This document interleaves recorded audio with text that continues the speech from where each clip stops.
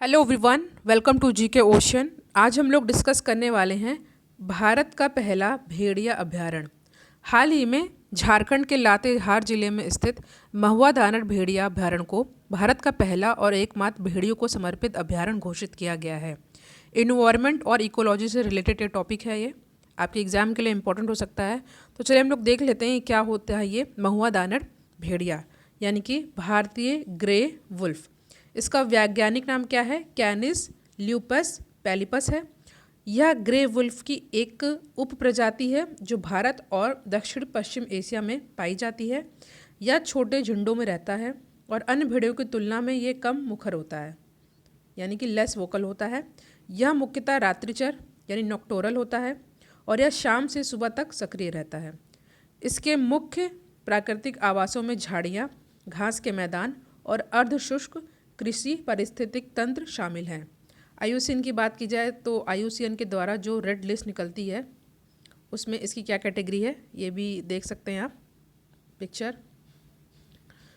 तो जो आईयूसीएन के द्वारा रेड लिस्ट निकलती है उसमें ये संकटग्रस्त यानी कि एंडेंजर्ड है और साइट की परिशिष्ट की सूची 1 में ये है और वन्य जीव अभयारण्य 1972 में ये अनुसूची 1 के अंतर्गत शामिल है। ठीक है।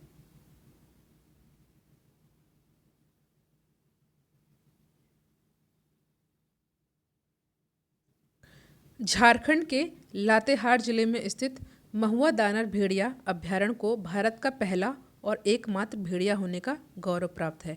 इम्पॉर्टेंट है।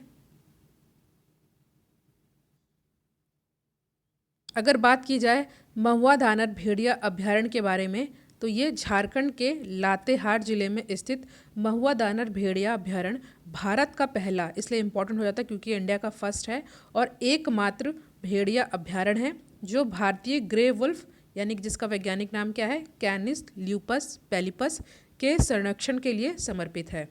ठीक है। इन्वायरमेंट और इकोलॉजी से रिलेटेड टॉपिक है। इससे पहले इंडियन फ्लाइंग फॉक्स भी चैनल पे अपलोडेड है, उसका वीडियो उसको आप देख लीजिएगा, एग्जाम के लिए इम्पोर्टेंट है।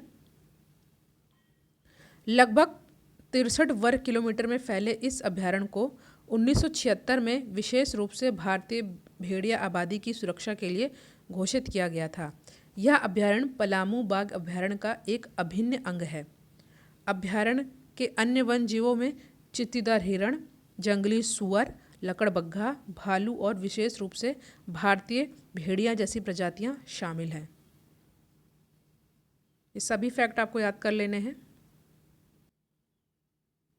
आपके एग्जाम के लिए इम्पोर्टेंट हो सकते हैं। Thank you so much for watching. Thank you.